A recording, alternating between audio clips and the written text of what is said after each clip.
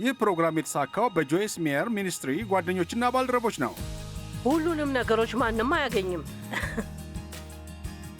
ሁላችንም የሆነ ነገር እናገኛለን። የእኛ ስራ ያን የሆነ ነገር ማግኘት እና በጥሩ ነገር ላይ መጠቀም ነው። አሁን አድምጡኝ። እናንተ ያላችሁን ነገር ከሌሎች ጋር አታወዳድሩ። ይሄ ትልቅዬ ነገር ነው።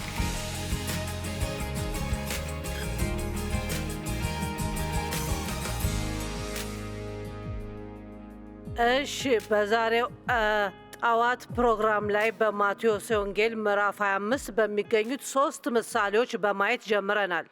ሦስቱም ምሳሌዎች ስለ 10 ድንግሎች ነው። 5ቱ ጥበበኞችና 5ቱ ሞኞች ነበሩ። ዛሬ ጠዋት 5ቱ ሞኞች ሞኝ የሆኑበት ምክንያት ምንም ተጨማሪ ነገር ስላልሰሩ ነው። ጥበበኞቹ ሰዎች እንደ ድንገት ካሰቡት በላይ ብዙ ጊዜ ሊቆዩ ስለሚችሉ መብራታቸውን ከተጨማሪ ዘይት ጋር ወስደዋል። የተወሰኑ ጥሩ ሀሳቦችን አቅርቤ ነበር። ሰዎች ሲያረፍዱ እንኳን በጊዜ ለመገኘት እቅድ ያወጣሉ፣ ነገር ግን እቅዳቸውን ሊያዘገይባቸው ስለሚችሉ ነገሮች አይዘጋጁም። ስለዚህ መዘጋጀት አለብን። እቅድ ሊኖረን ይገባል። አሁን የምንኖርበት ወቅት በጣም ከባድ ነው። ስለዚህ መዘጋጀት አለብን። መጽሐፍ ቅዱስ እንዲህ ይላል፣ ትጉና እና ጸልዩ። ይህም ተጠንቅቃችሁ ኑሩ ማለት ነው። እንዴት እንደምትኖሩ ተጠንቀቁ። ጠላታችሁ ዲያብሎስ የሚውጠውን በመፈለግ እንደሚያገሳ አንበሳ ወዲህ ወዲያ ይዞራል። ግን እናንተ መፍቀድ የለባችሁም። ነገር ግን የምትሰሩት ምንም ነገር የለም ማለት አይደለም። እኛ የእግዚአብሔር አጋር ነን። መስማትና ትክክለኛውን ነገር በትክክለኛው ጊዜ ማድረግ መማር አለብን። ሊዛ ስለ ምስጋናና አምልኮ አውርታለች። እግዚአብሔር እንድታደርጉ የሚፈልገው ይህንን ነው። ጦርነት ላይ ሆናችሁ እሱ የሚፈልገው እንድታመሰግኑትና እንድታመልኩት ነው። ምናልባት በሕይወታችሁ የሆነ ነገር ለማስተካከል ስትሞክሩ ለጠላት በሩን ከፍታችሁለት ይሆናል። ምናልባት የሆነ ንዴት ሊኖርባችሁ ይችላል፣ ወይም በልባችሁ ላይ መጥፎ ነገር ሊኖር ይችላል። ብዙ ጊዜ ከመኖሩ የተነሳ እናንተ ረስታችሁት ይሆናል። አሁን እያስጨነቃችሁ ሊሆን ይችላል። እግዚአብሔር ነገሮችን ያሳየናል። እኔ እግዚአብሔርን በመጠየቅ አምናለሁ። ችግሩ ምንድን ነው? እንዳደርገው የምትፈልገው ነገር አለ፣ ወይም አንተን እያመሰገንኩ እንድጠብቅ ትፈልጋለህ? ጦርነታችን እንደ ክርስቲያን መዋጋት ካወቅን እናሸንፋለን። አሜን። እና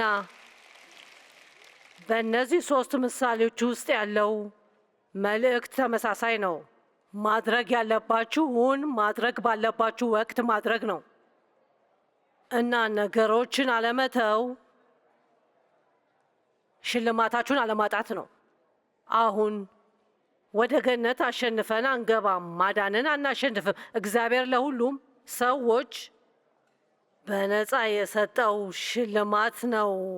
ኢየሱስ ክርስቶስ ለእኛ ማዳን ሲል ዋጋ ከፍሏል። ስለዚህ እስካሁን ኢየሱስ ክርስቶስን ካልተቀበላችሁ ዛሬ ከጠየቃችሁት ብቻ የምታገኙት ነፃ ሽልማት አለ።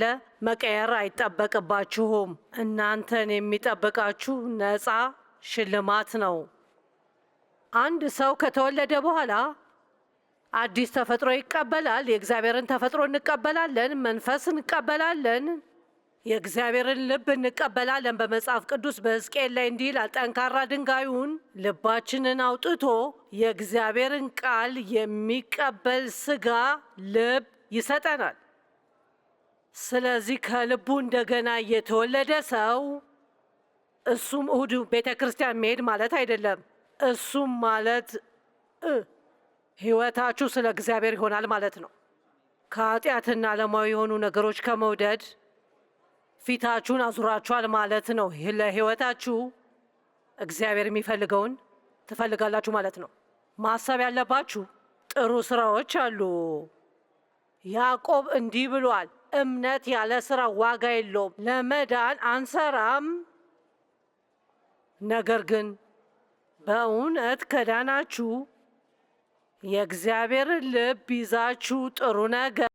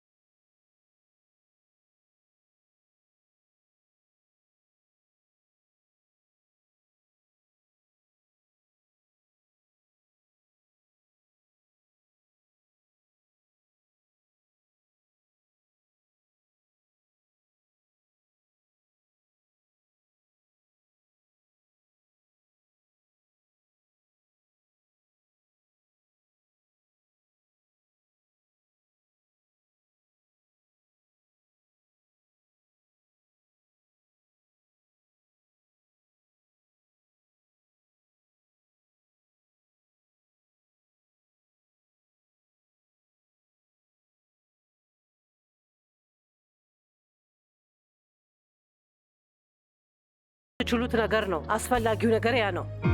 እግዚአብሔር ታማኝነታችንን ይፈትናል፣ ነገር ግን ትንሽ ነገር በመስጠት ይጀምራል እና ያንን በትክክል ለመጠቀም ከታመንን የተሻለ ነገር ይሰጠናል። እዚያ ለተወሰነ ጊዜ እንቆያለንና በዚያ ደረጃ እንፈተናለን። አገልግሎቴን ማየት እችላለሁ። 2 ዓመት ተኩል የመጽሐፍ ቅዱስ ጥናት አስተምሬያለሁ። በየማክሰኞ ምሽት 25 ሰዎች ሳሎን ወለል ውስጥ ለ2 ዓመት ተኩል ለመማር የሙሉ ጊዜን ስራዬን አቆምኩ።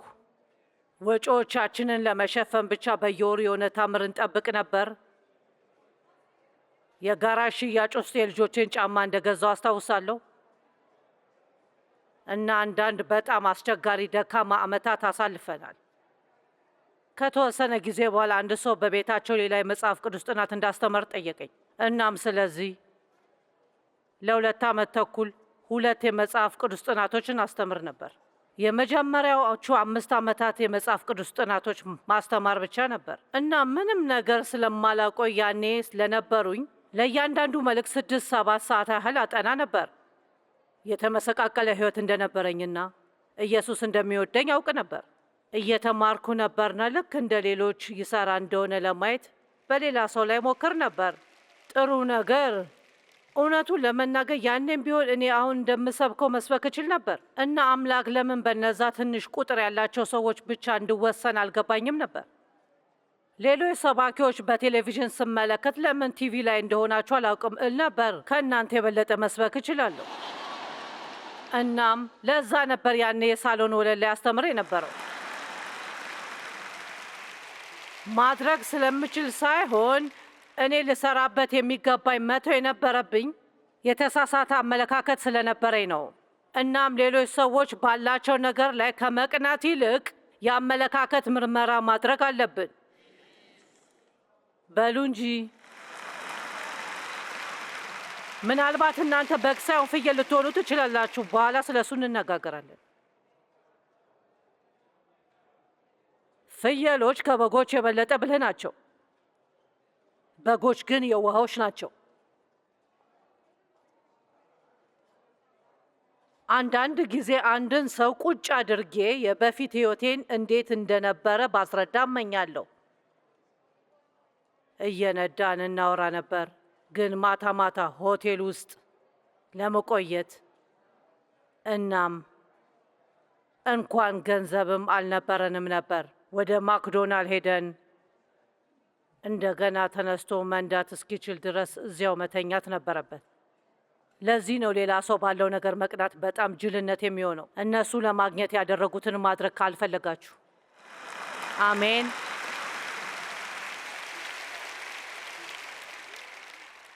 የአገልጋዮቹም ጌታ ከብዙ ጊዜ በኋላ ከሄደበት ተመልሶ የሰጣቸውን ገንዘብ ተሳሰበ። ያንን እወደዋለሁ። የሰጣቸውን ገንዘብ ለመሰብሰብ ነው የተመለሰው። 5 ታላንት የተቀበለውም ጌታ ሆይ 5 ታላንት አደራ ሰጥተኸኝ ነበር፣ ይኸው ለ5 ተጨማሪ ታላንት አተርፌያለሁ አለው። በማቴዎስ 25:21 ላይ ነኝ። ጌታውም ደግ አድርገሃል፣ አንተ መልካም ታማኝ አገልጋይ፣ በትንሽ ነገር ላይ ታማኝ ስለሆንክ በብዙ ነገር ላይ እሾምሃለሁ። ግን አስደሳቹ ክፍል እዚህ አለ። ወደ ጌታህ ደስታ ግባ አለው። ያ የተፈጥሮ ሽልማቶችን ከማግኘቱ የበለጠ አስፈላጊ ነው። ወደ ጌታ ደስታ ግባ። ሁለተኛው ሰው 2 የወርቅ ታላንቶች ያለው ተመሳሳይ ነገር ነበር። ጌታውም ደግ አድርገሃል፣ አንተ መልካም ታማኝ አገልጋይ፣ በትንሽ ነገር ላይ ታማኝ ስለሆንክ በብዙ ነገር ላይ ሾመሃለሁ፣ ወደ ጌታህ ደስታ ግባ አለው። በእውነት የምንፈልገውን ደስተኛ መሆን ነው። ዛሬ ለገበያ የወጣ ሁሉ ትንሽ ደስታን ለመግዛት እየሞከረ ነው። እውነት ነው። እና መደሰት የምንችለው ደግሞ እግዚአብሔር በፈቀደልን መጠን እንድንሰራ የሰጠንን ስራ እየሰራን ከሆነና እና ስለ ሁሉም ሰው አለመጨነቅ ስንችል ነው። አሜን። አንዳንዶቻችሁ ያላገባችሁ ሴቶች ብታገቡ ትመኛላችሁ።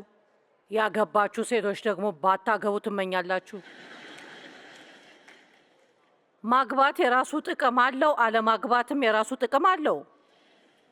ካላገባችሁና ወደ ገበያ መውጣትና ሁሉንም ነገር መግዛት የምትፈልጉ ከሆነ ወደ ቤት መደወልና ፈቃድ መጠየቅ የለባችሁ። የፈለጋችሁትን ማድረግ ትችላላችሁ። እናንተ እንደምታስቡት መጥፎ ነገር የላችሁ። በሉ እንጂ ጌታው ከተመለሰ ከብዙ ጊዜ በኋላ 10 ደናግልም እንደዚህ ነበሩ። ጌታው ከተመለሰ ከብዙ ጊዜ በኋላ የእኛ ስራ ትክክለኛውን ነገር ማድረግ ነው። ትክክል የሆነውን ማድረግ በመጨረሻ እስኪመጣ ድረስ። የወርቅ ቦርሳውን ወስዶ የቀበረው ሰውዬ ወዲያው ፈርቶ ወሰደና ሸሸገው። ነገር ግን መምህሩ በማቴዎስ 25:26 ሲመለስ ጌታውን መልሶ አንተ ክፉ ሰነፍ አገልጋይ አለው። ክፉ ባለው ነገር ምንም ስላላደረገ ክፉ ብሎ ጠራው። ታውቃላችሁ፣ ማንንም ማናደድ አልፈልግም፣ ግን ለ6 ወራት ያህል ስለማልመለስ ችግር ውስጥ አልሆንም። የምታደርጉት ነገር በወር 2 ጊዜ ቤተ ክርስቲያን መጥቶ መቀመጥ ከሆነ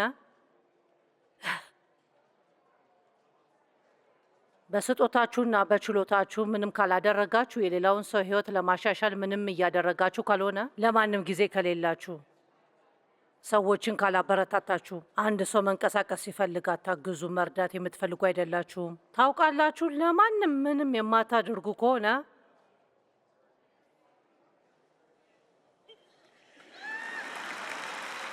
ኢየሱስ ለዚያ ሰው የተናገረው ልንገራችሁ፣ እናንተ ክፉ ሰነፍ እና ታውቃላችሁ፣ ደስተኛ አትሆኑ። ብዙ ሰዎች ለምን ደስተኛ እንዳልሆኑ ይገረማሉ። አንዳንድ ጊዜ ክርስቲያኖች በጣም ደስተኛ እንዳልሆኑ ሳይገረማለሁ። ምክንያቱም እግዚአብሔር ስላስተማረኝ ግን አውቃለሁ። እሱም አንቺ ራስ ወዳድ ስለሆንሽ ደስተኛ አይደለሽም። የሚያስጨንቀሽ ስለ ጆይስ ማየር ነው እና ራስሽን ከአይምሮሽ እስክታወጪ እና ሌሎች ሰዎች ደስተኛ እንዲሆኑ ማድረግ ስለምትችው ነገር ትኩረት መስጠት ስትጀምሪ፣ ደስተኛ የምትሆኑበት ብቸኛው መንገድ ሌሎች ሰዎችን ለማስደሰት ስትሞክሩ ነው። ይህም በፍጥነት ልትረዱ ይገባል፣ ምክንያቱም እንደተለመደው በመጀመሪያ አጋማሽ ብዙ ጊዜ ወስጃለሁ። እርሱም እሺ እንግዲህ ስለ ጌታው የተሳሳተ አመለካከት ነበረው። እርሱም ፈርቼ ነበር የሚል ነው። ቁጡ ጌታ ይሆንክ መስሎኝ ነበር። እግዚአብሔርን ካወቃችሁት መፍራት እንደሌለባችሁ ታውቃላችሁ። ወጥታችሁ መሞከር ትችላላችሁና ካልተሳካላችሁ ምንም ማለት አይደለም። የትናንትናው ማታ መልእክታችን ይህ ነበር። ትናንትና ማታ እዚህ የነበረ ሰው አለ? በዚህ ሳምንት እንደ ትንሽ አሳማ እየሆናችሁ ነው። የሚሰጣችሁን ሁሉ እያስገባችሁ ነው። ያ ጥሩ ነው። በጣም ብዙ የተጎዱ ሰዎች አሉ እና በጣም ብዙ ሰዎች ደግሞ እርዳታ ይፈልጋሉ። የምነግራችሁ ነገር ቢኖር ከሁሉም የተሻለው መንፈሳዊ ውጊያ የፍቅር ውጊያ ነው።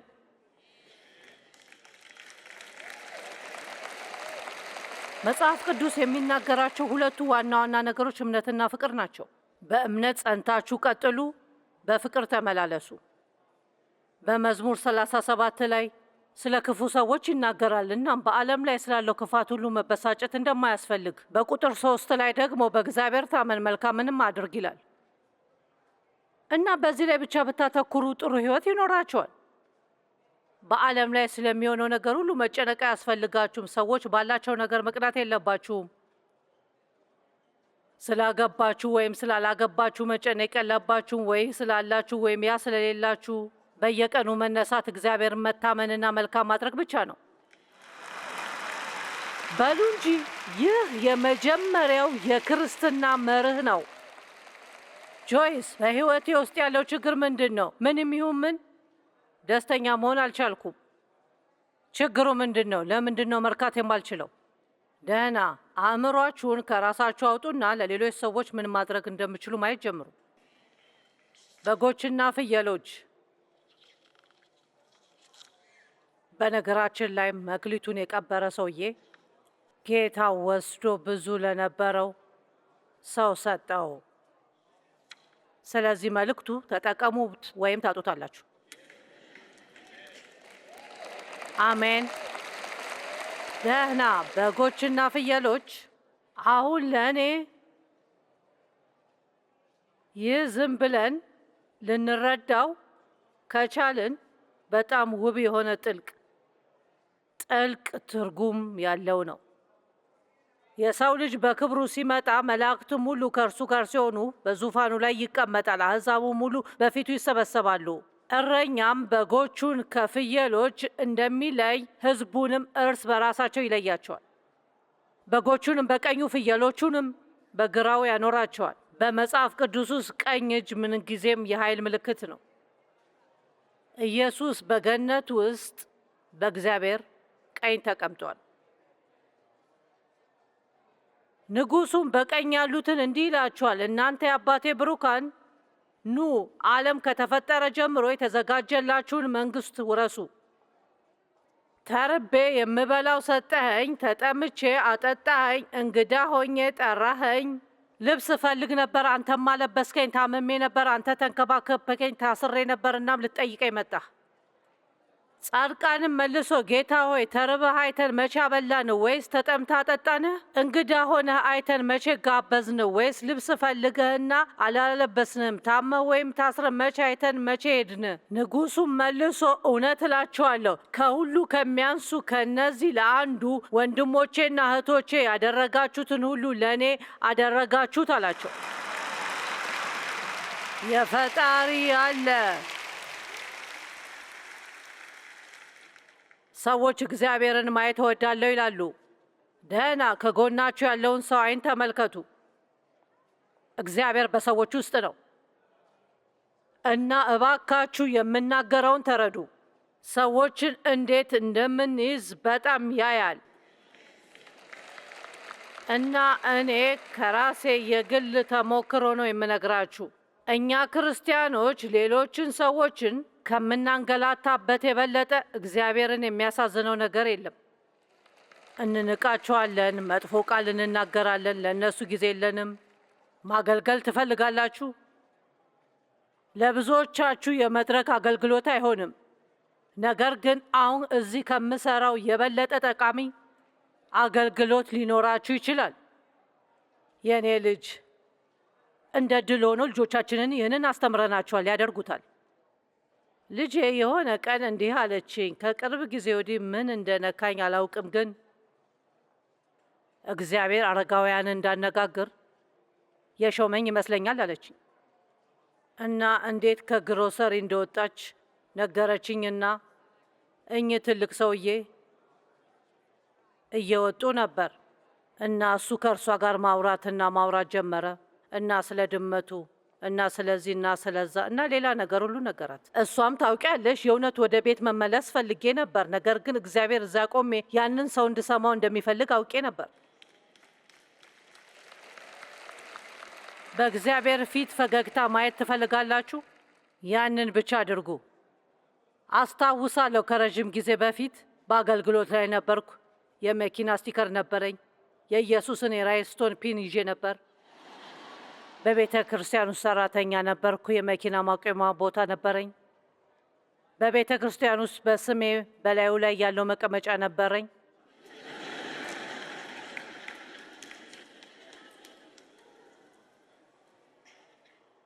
ትክክለኛ ሰዎች አውቅ ነበር። አገልጋይ ነበርኩ። አንድ ቀን የዶክተር ቢሮ ውስጥ ነበርኩና አንድ አዛውንት ስለ እግሩ እና ለምን እዚያ እንዳለ ሊያናግረኝ ፈልጎ ነበር እና ስለዚህ እግሩና ስለ አየሩ ማውራት ቀጠለ።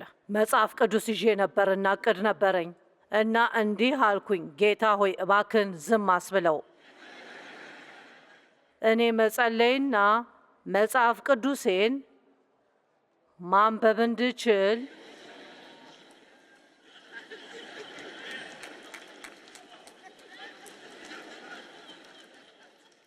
እዚያ ተቀምጬ ሃይማኖተኛ መሆን ነበር የፈለግኩት። በዶክተሩ ቢሮ ውስጥ መጽሐፍ ቅዱሴን በማንበብና መንፈሳዊ በመሆን ምን ያህል ሃይማኖተኛ በመሰልኩ ነበር። ጌታ አገኘኝና እሱም አንድ ጥያቄ ልጠየቅሽ፣ ያ የቢሊ ግራም ቢሆን ኖሮ እሱ ለመስማት ጊዜ ትወስጂ ነበር አለኝ። እ አዎ። ለምን? ምክንያቱም እሱ ምናልባት አንድ ነገር ያደርግልኝ ነበር። እኛ አዛውንት ለእኔ ምንም ማድረግ ስላልቻሉ ለእሳቸው ምንም አይነት ፍላጎት አልነበረኝም። በሉ እንጂ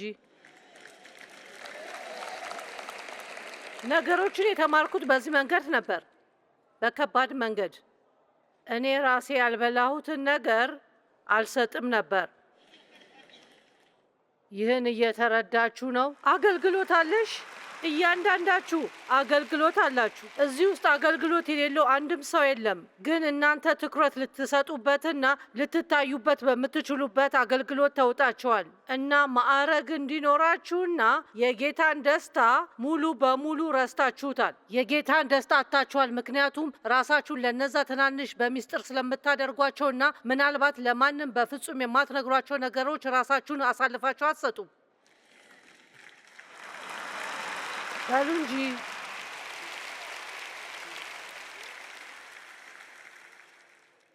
እነዚያ የምናደርጋቸው ነገሮች በጣም አስፈላጊዎች እንደሆኑ አምናለሁ። ከዚያ ወደ ኋላ ዞር ይልና እዚህ ተቀምጬ ሁሉንም ለማንበብ ጊዜ የለኝም። እርሱ ግን እንዲህ ይላል፣ እውነት እላቸዋለሁ ከእነዚህ አነስተኛ ከሆኑ ወንድሞቼ ለአንዱ ያደረጋችሁት ለእኔ እንዳደረጋችሁት ነው ይላቸዋል። ሰዎችን የምናይበት መንገድ እግዚአብሔር በደንብ የሚመለከተው ይመስለኛል። ዛሬ ከዚህ ወጥታችሁ ቀሪ ሕይወታችሁን በእግዚአብሔር በመታመንና ጥሩ በማድረግ ብታሳልፉ ማዳንን ለማግኘት አይደለም። መልካምን ነገር የምናደርገው ከእግዚአብሔር ዘንድ ምንም ለማግኘት አይደለም። መልካምን የምናደርገው እርሱ ባደረገልን ነገር ምክንያት ነው። በእግዚአብሔር ፊት ፈገግታ ማየት ከፈለጋችሁ በሌላ ሰው ፊት ላይ ፈገግታን ፍጠሩ። በጎችና ፍየሎች በተፈጥሯቸው በጣም የተለያዩ ናቸው። ፍየሎች ብልሆች ናቸው፣ በጎች ደግሞ የዋሆች ናቸው። ሁልጊዜ የምናገረው ነገር ቢኖር በትንሹ የሚደሰቱ ሰራተኞችን እወዳለሁ። ሁልጊዜ በቡድኑ ውስጥ ለመቆየት የሆነ ሌላ ነገር የማይፈልጉና የማይጠይቁ ሰዎች።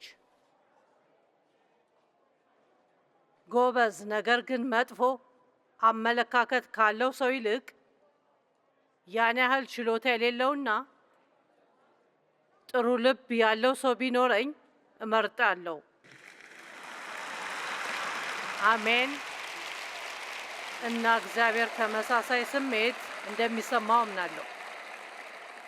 እንደዚህ እናስቀምጠው። ፍየሎች ግትር ናቸው። ሕይወታቸውን በሙሉ እየተዋጉ ያሳልፋሉ። ምንጊዜም ከሆነ ነገር ጋር መጋጨት ትችላላችሁ። ፍየሎች ግን ይላሉ እና በጎች ባሃ ይላሉ።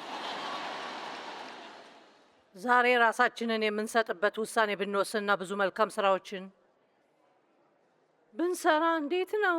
ከእግዚአብሔር የሆነ ነገር ለማግኘት አይደለም። ሊሰጠን የሚችለውን ሁሉ አስቀድሞ ሰጥቶናል። መስጠት አያስፈልገውም። የማደርገው እግዚአብሔር አንድ ነገር መልሶ እንዲሰጠኝ አይደለም እና እንድሰራ የጠየቀኝ አንድ ነገር ሌሎች ሰዎችን መንከባከብ ነው፣ በተለይ የተጎዱ ሰዎችን። አሜን። አባቴ ሆይ እኔ ራሴን ጨምሮ በላቀ መንገድ በፍቅር እንድንመላለስ እዚህ ላለ ሁሉ ጸልያለሁ እና አብዛኛው ዓለም የማያስጨንቀው ነገር በጣም እንዲያስጨንቀን እጸልያለሁ። ምናልባት ለእኛ የማይስበንን ሰው ማዳመጥ፣ ጊዜ መውሰድ፣ ለማንፈልገው ሰው ጊዜ መውሰድ እንድንችል አባት ሆይ ከራሳችን ፈቃድ ይልቅ ያንተን መመሪያና አመራር እንድንከተል እጸልያለሁ።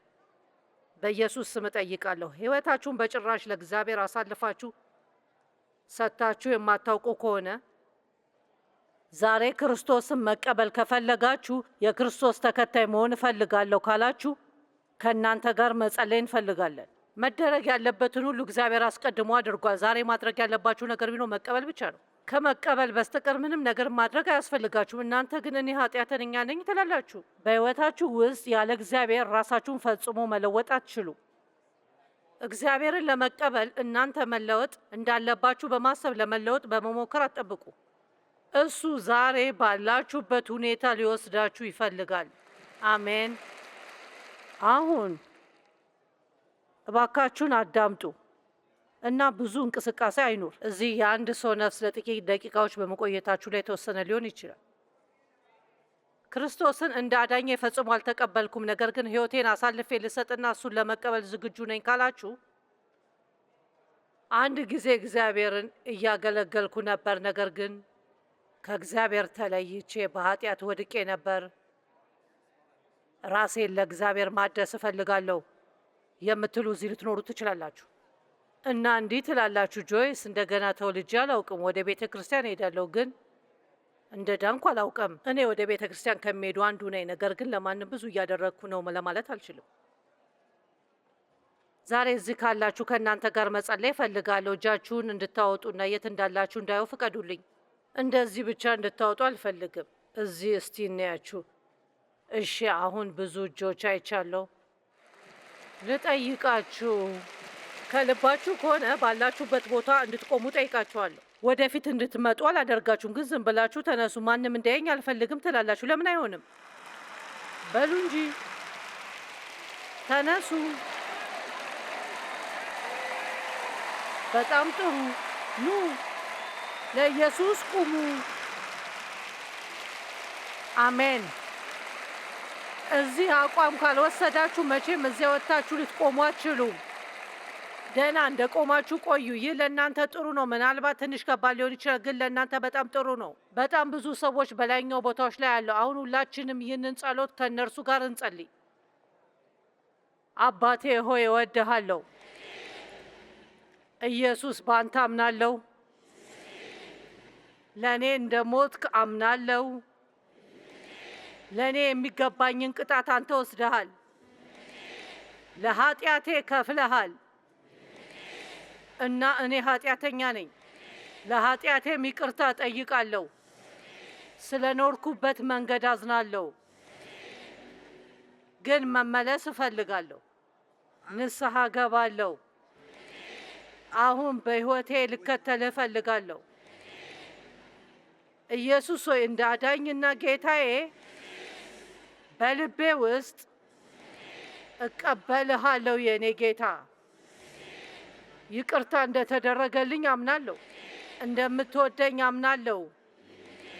በሕይወቴ ውስጥ የሚሰራ ስራ እንዳለ አውቃለሁ፣ ግን እንደምታደርገው አምናለሁ። ራሴን ላንተ አሳልፌ እሰጣለሁ። አሁን እንዳለሁ ውሰደኝ እና እንድሆን የምትፈልገውን አድርገኝ። አሁን እኔ እንደ ዳንኩ አምናለሁ። የእግዚአብሔር ልጅ ነኝ እና እግዚአብሔር ይወደኛል። አሜን በሉ። ለእግዚአብሔር ምስጋና እንስጥ።